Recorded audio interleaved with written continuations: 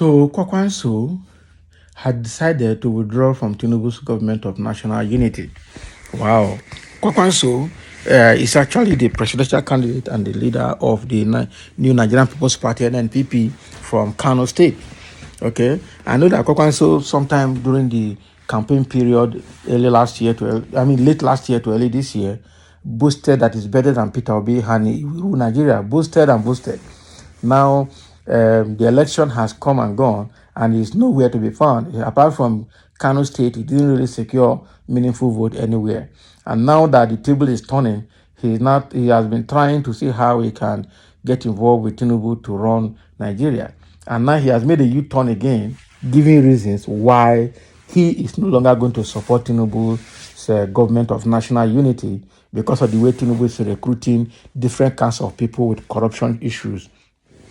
And I'm sure this must be issue related to getting what is his name, Ganduje, the immediate past governor of Kano State, as the chairman of APC nationwide. I'm sure everybody is asking, why is Ganduje the national chairman? That means APC is actually a party of heavy corruption, because Ganduje has had corruption issues in relation to management or handling of dollars, his appetite for dollars. First of all, he was found with a lot of dollar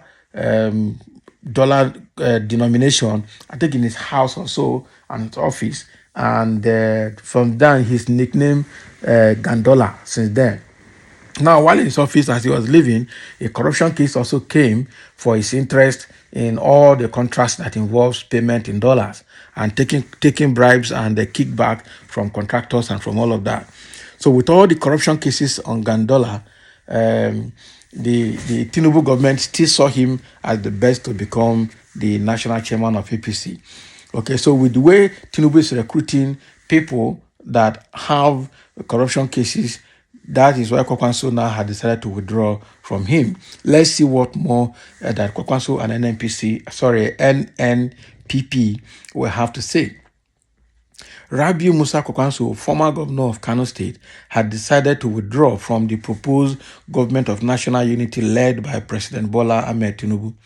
The new Nigerian People's Party, to which Kwankwaso belongs, has cited several reasons for this decision.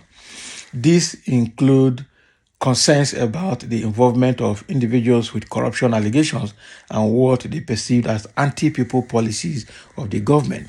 The NNPP has also resolved to provide opposition to the ruling of Progressive Congress APC. The party has carefully reviewed its relationship with Tinubu-led government and had decided not to be a part of it. They believe that the government's actions and policies are at odds with the party's philosophy and goals. Additionally, the NNPP is concerned about the presence of individuals with corruption allegations in the government, which contradicts the party's values. Prior to the release of ministerial nominees, there were reports of Tinubu's plan to form a government of national unity by including opposition parties. Okay, so these are the reasons that NNPP is giving for Kwankwaso's,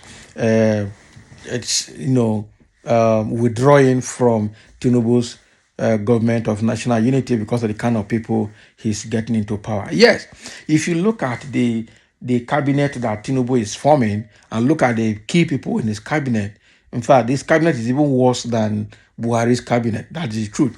Because virtually almost everybody in Tinubu's cabinet have one case or the other. Look at the Senate president today in APC. How did he become senator? For something that he was in court and the court ruled against him. He went, I don't know how he got court judgment again, and then now becoming the Senate president with corruption cases, both with EFCC. Yeah? So, and that is just all.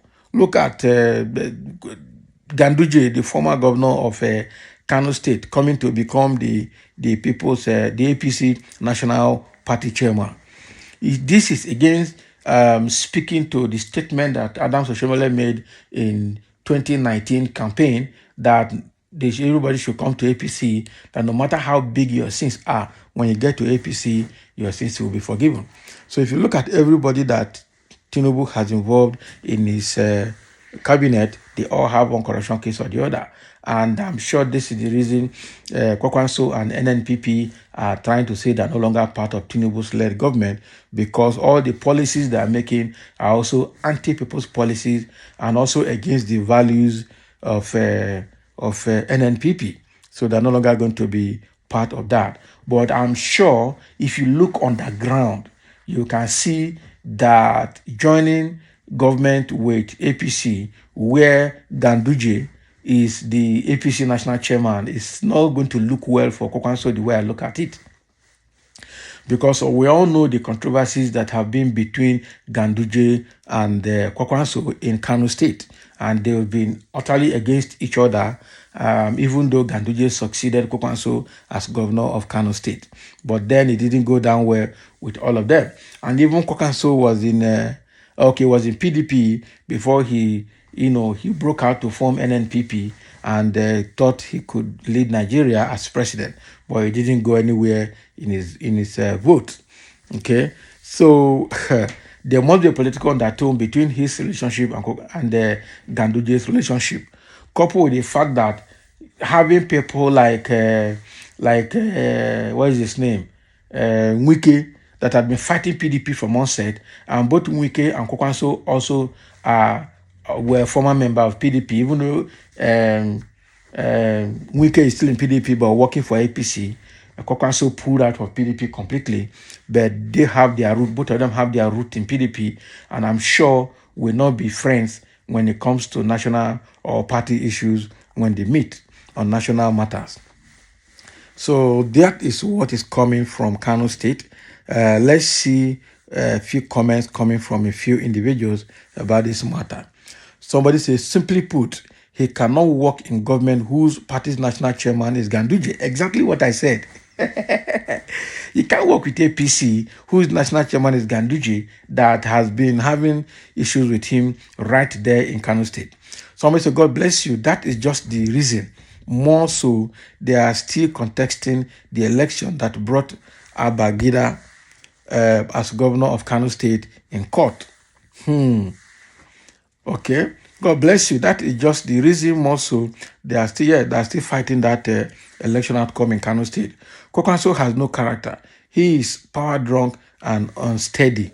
Okay, Kwankwaso is a great man because he has won Kano without federal mind. That's true. Talk without sense. Okay, they sorted themselves there.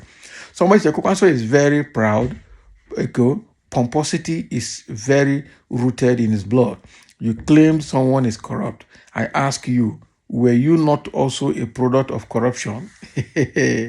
Yes, you're a product of corruption too. I make it known to public your industry in Nigeria or viable and very verifiable companies you established apart from politics.